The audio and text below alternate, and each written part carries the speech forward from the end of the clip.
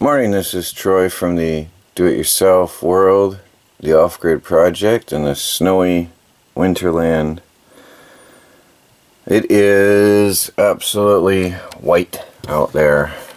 I knew it was coming. We're getting up to 6 to 8 inches today. I knew it was coming. And I went out and got supplies last night. It's pretty. The garbage service doesn't come anymore down our roads, so our garbage has been cut off for 2 weeks. There's been no more garbage pickup.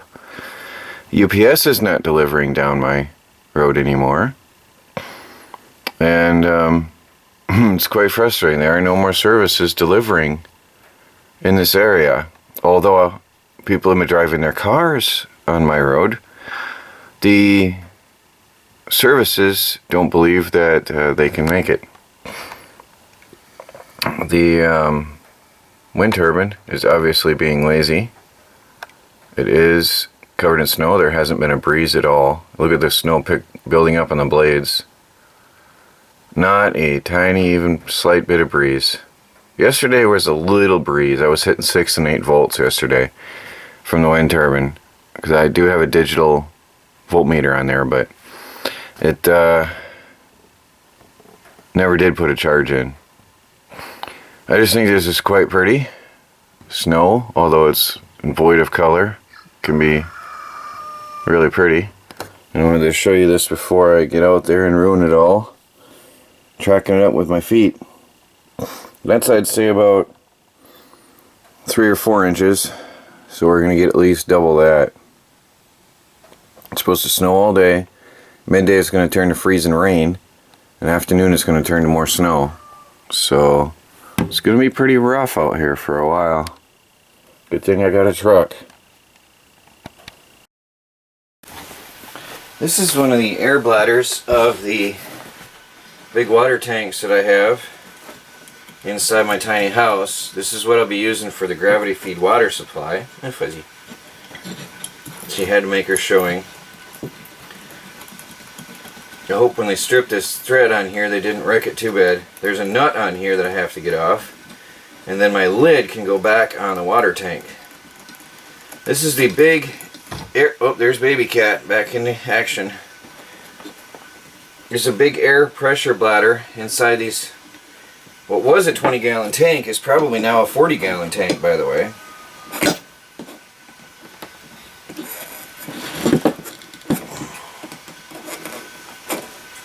Yeah, they stripped the thread on this a little bit so that it wouldn't be reusable.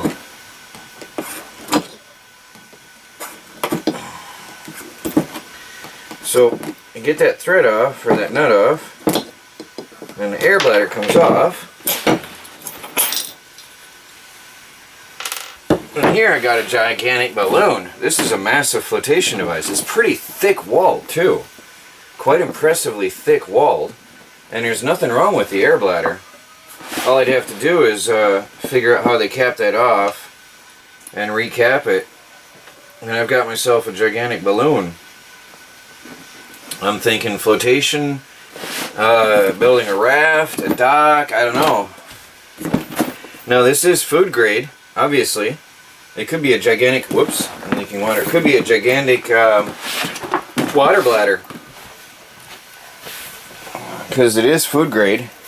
It has to be, because it's for your water pressure system for household use. The bags you see here in the background are pipe fittings, which I'll be showing you in a minute. And now I have the cap that goes in my water tank. Let me bring that out and I'll show you. Now, I've got the water tanks here, and this cap fits right in here. I'm not going to press it in because it's a really tight rubber seal. I want to examine the tanks inside and inspect them, and then I'm going to take them down to the creek and wash them. This one's really nice and clean though. There's a little tiny bit of rust in there, just tiny bits. But what this is a big food grade plastic container with a fiberglass shell. It's pretty thick walled. That's a good 1/2 inch thick walls. So the fiberglass shell is just a protective coating for it. So that's a big poly, I think it's called a poly tank. And now I've got the lid, and I can drill out this, don't need the light, I can drill out the center part and widen it. There's quite a bit of room here to play with.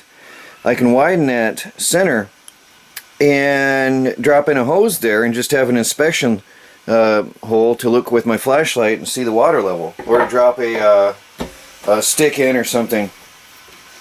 Now if you look down here, last night I was playing and I've already hooked up one of the water pipes, the water fittings. Now what I've done is put a reducer, it's a 1-inch pipe down there, and I put a reducer to a nipple, to an elbow, to a PEX fitting.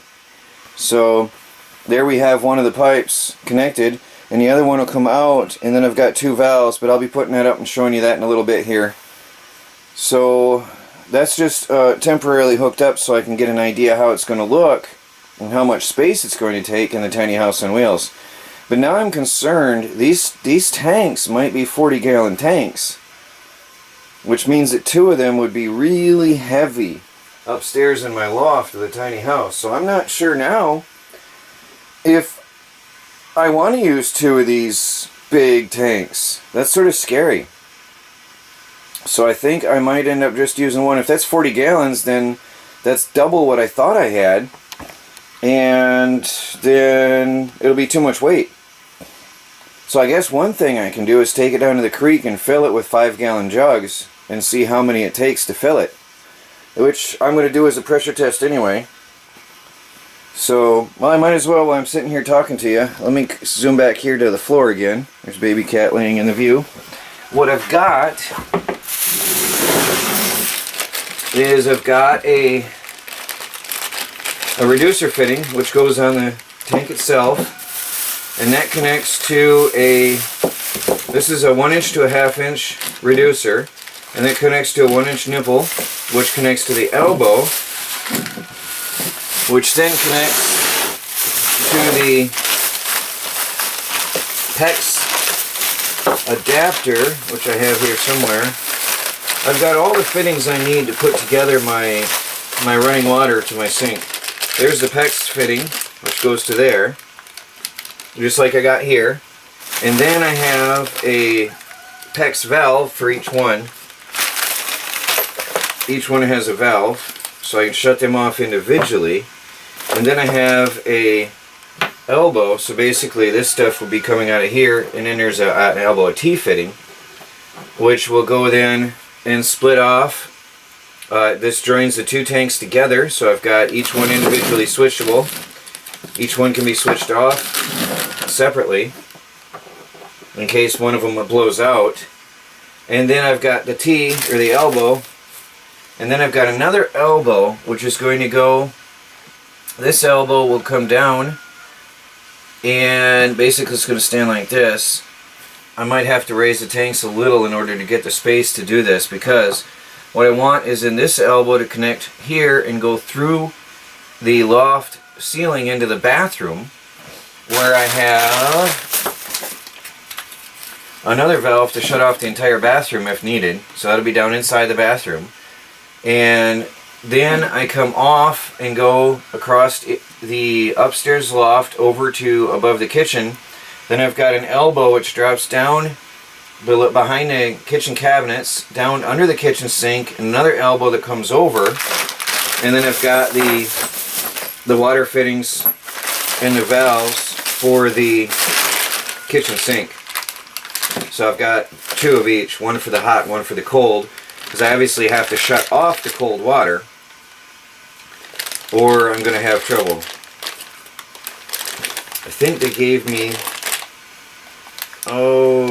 they gave me the wrong valves. That's a bummer. I am not going to be able to hook up my water as I had wanted to.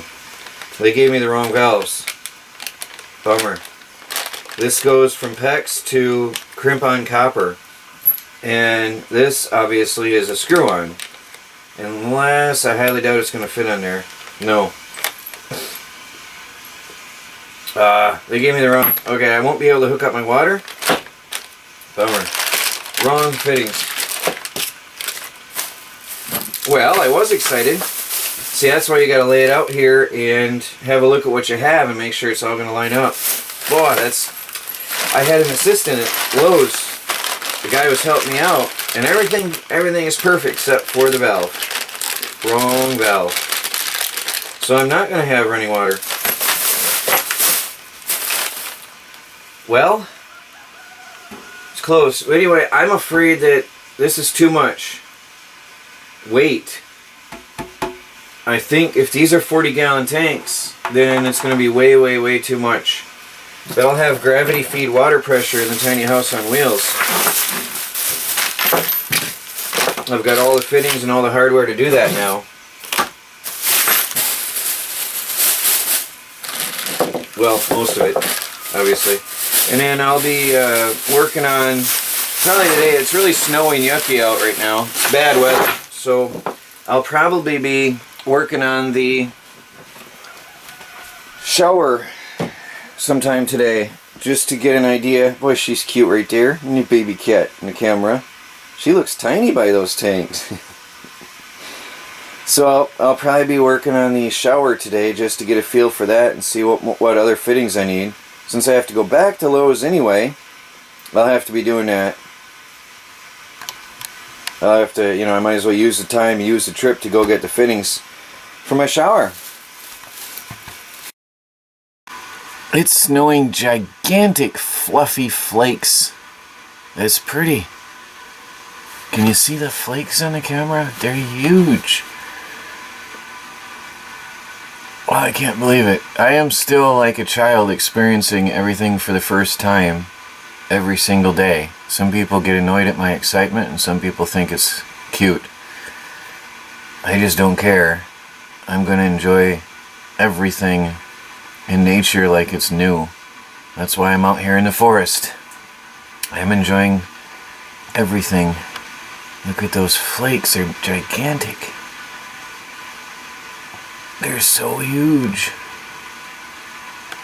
It's so pretty out here. Oh, I wish you could see it for real. It's just so massive flakes. They're like, some of them are an inch round. I'm not joking. It's like gigantic snowballs falling from the sky.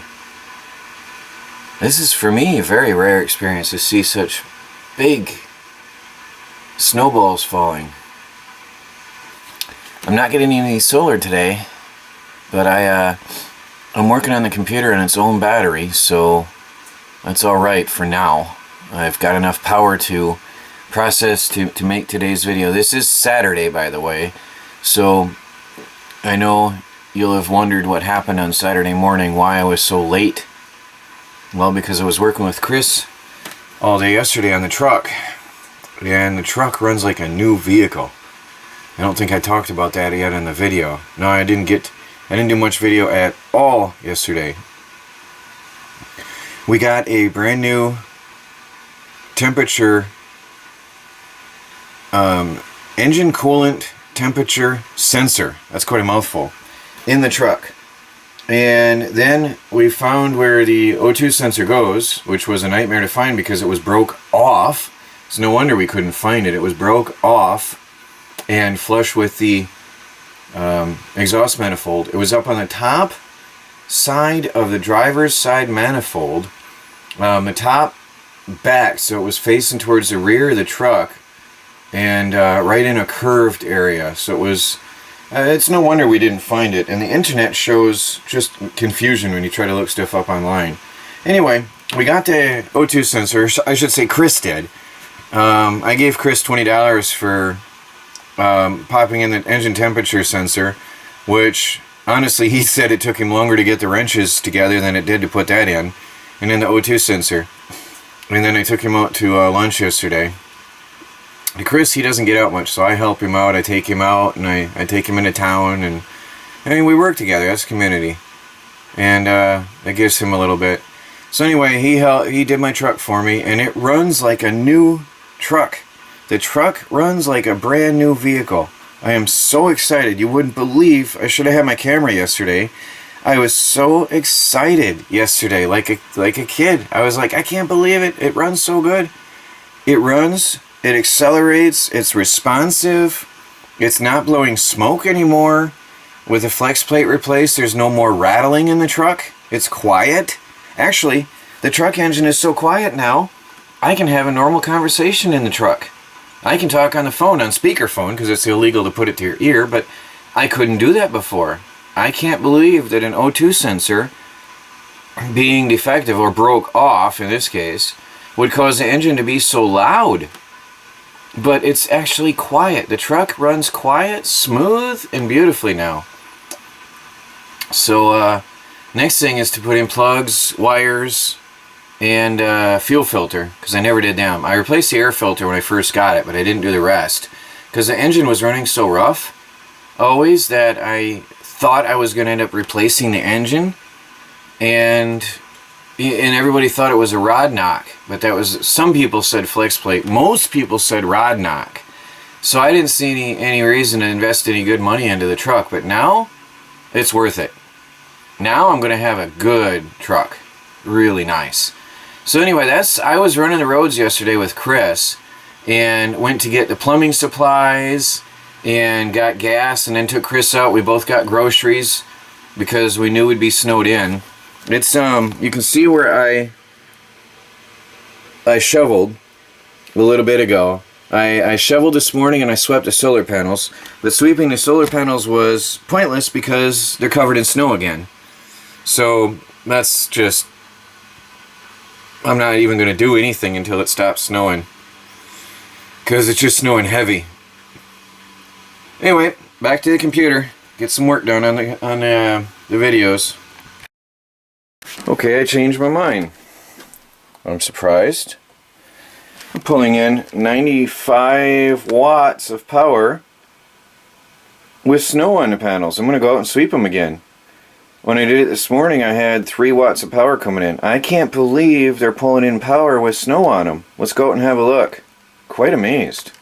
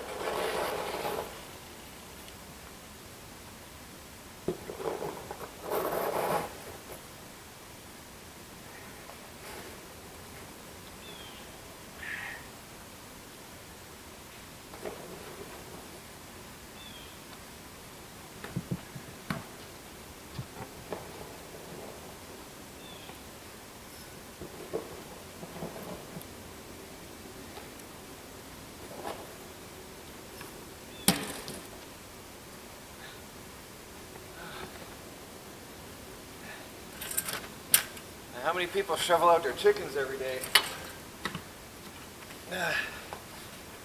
Oh.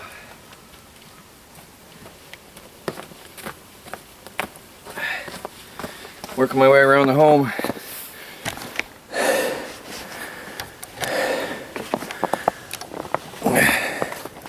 It's supposed to keep snowing. We'll see how it goes. I'm disconnecting my solar panel.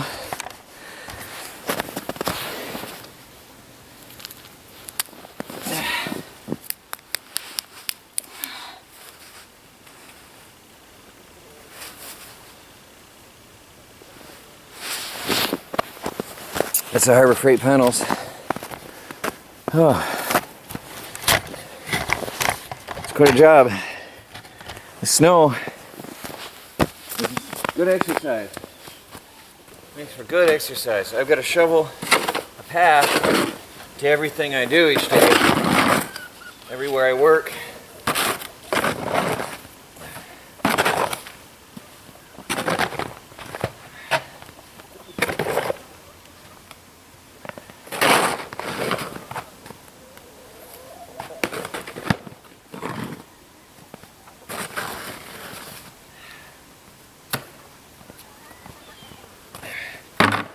I can feed the birds.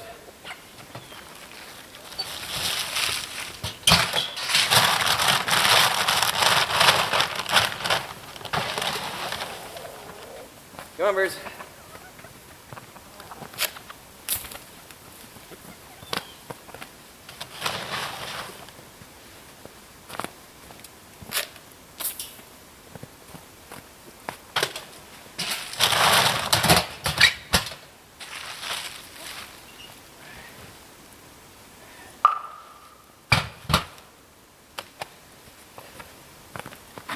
Okay, put the shovel up by the house and we'll go check out the solar panels. This one's, oh, it's not bad. Maybe these panels aren't covered in snow. We'll take the broom over though and have a look.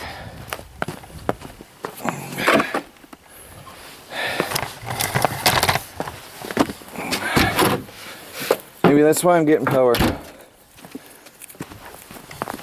As you can see, I've been shoveling everywhere. I think you can see that with the white on white everywhere. Just white on white. I do use the RV still pretty heavily. A lot of stuff in there I'm still using. I haven't emptied it out. The tiny house on wheels is still a construction zone. So I use it a lot. But we got a good 4 inches today so far. Right now it's getting wet. It's getting packed. Right now it's good snowman weather. Let's have a look at the solar panels and see how it goes. Oh, they're clear. Alright. Not bad. Just a little light sweep. Maximize the output. Good. The weather has turned warmer a little.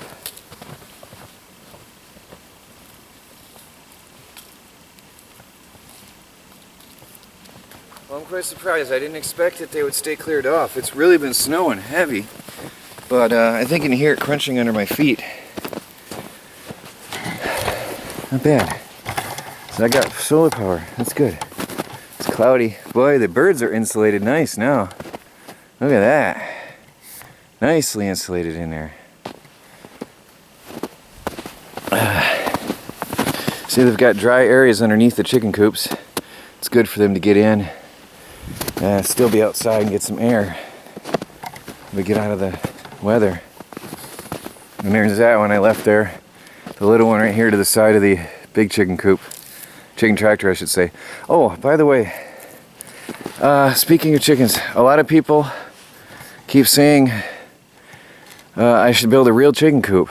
Well, I can't because of the, well, put it simple, I'm not allowed to build anything that's not on wheels or portable. So all these things are portable.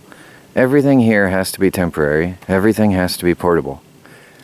And it has nothing to do with land ownership or rental. It has to do with zoning and ordinances and codes. So everything I do has to be portable. And that's why I cannot build a large chicken coop. I cannot build a large structure. I cannot build a workshop or a wood shop or a garage or anything. I am not allowed to build anything unless it's on wheels. And that's why you see campers and storage tents and everything out here. Everything has to be temporary. Tents are temporary. They're designed to be temporary. And they can be taken down and put up in an hour, as you guys saw with John and myself. We did that in an hour. So that is okay. That is acceptable. The chicken tractor, that is acceptable. The portable chicken coops, that's acceptable. I can pick them up and move them in an instant. Not a big deal. Chickens, that is acceptable. I can pick them up and move them in an instant. So, hope that clears up a few things.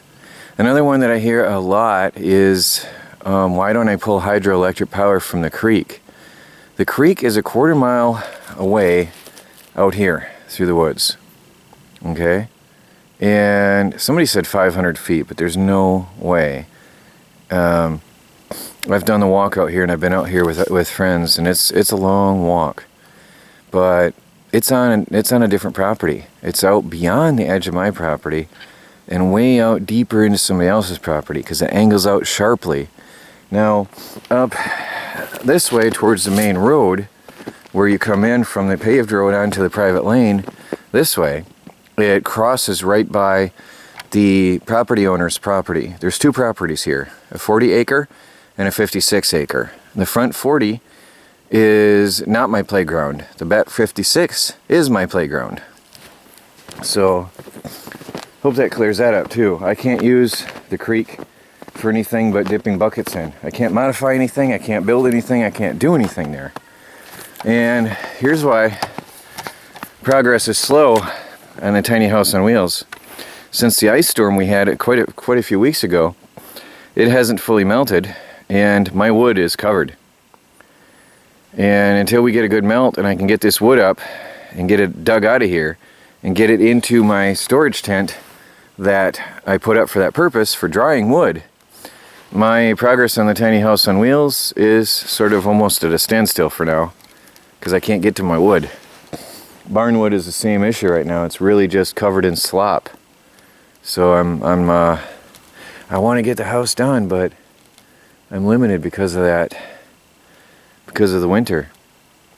And I can't just afford to go out and just buy more wood. One reason, I don't have the finances, and 2, because the purpose of the tiny house on wheels is to show people that they can build a house on a budget. And it takes time. It's not going to happen overnight. Salvaging materials is going to take longer, but I'm going to stick with it. I'm going to make it happen. It's going to take a little more time, but I'm going to make it happen. So I hope everybody understands that, and hope that clears it up for you a bit.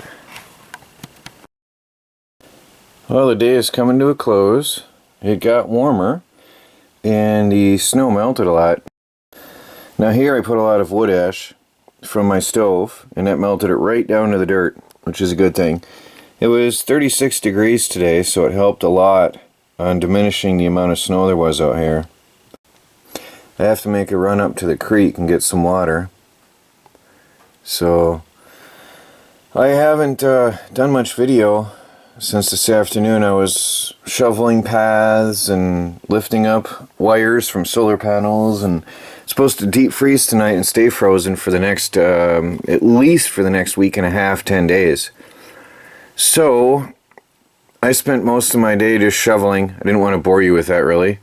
Shoveling out the chicken coop, shoveling out the yard, shoveling out pathways. I've got paths out to the tents out back, got paths out to the solar panels, paths everywhere. I have to go and shovel out my car because I had put it up by the owners of the property, by their house, and the snowplow shoveled it in. So I got to go and see about taking care of that while I'm up there. It's going to be quite a task, because whatever I don't get done tonight is going to be permanent. It's going to deep freeze, like I said. All this snow was melted. It's going to turn into a crusty mess. So hopefully I'll be able to take care of that here pretty easily.